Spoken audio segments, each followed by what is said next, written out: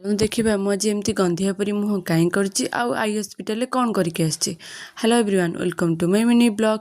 जल्दी जल्दी गाधी ठाकुर पूजा करी खाई दी चकुली पिठा को संतुला खाई सारा पर मु पलैली कॉलेज। कॉलेज रे जेहेतु आज एग्जाम थिला लास्ट एग्जाम, तो से मुझे कॉलेज रे पहुँची जाइली। तो कॉलेज रे एग्जाम दे सारा पर देखो ये पिलाटा कौन होची, ये हूँ मो गुगुलू। तापरे मु घर को पलि आसती, घरे आसी खाई दी भात को माछ तरकारी। खाई सारा पर पुणी रेडी हो पलैली आम झीर आखि देखापी, कहीं बहुत दिन है आखिरा टे भल ना। तापर पलैलु जा बाबा दुकान पहुँची जाइलु।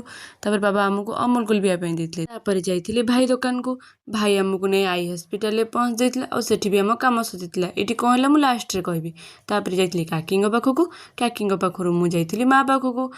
तापर माँ देला छतुआ गाई खायापी, तो ताकू नहीं आम पलि आसलु घर को। मुझे जल्दी जल्दी आसी घरे पहुँची जाइली, कहीं मुंड बहुत जोर से बिंधुला। तो मुझे आसला बेले कि चॉकलेट आनी जोटा कि खाइबा को बहुत टेस्टी लगुला, बहुत भल लगुला। गंधिया मुह कौन करी मेडिकल जाए कौन करी जानापी चाहून ना। मेडिकल डोर रे मो गोड़टा एत जोर से चापी जाइए मुझे चली भी पार नी। मुंड भी बहुत जोर से बिंधुला। तो तापर माँ टिके मो मुंड चिपी देते। वीडियो को ये एंड कर। नमस्कार, जय जगन्नाथ।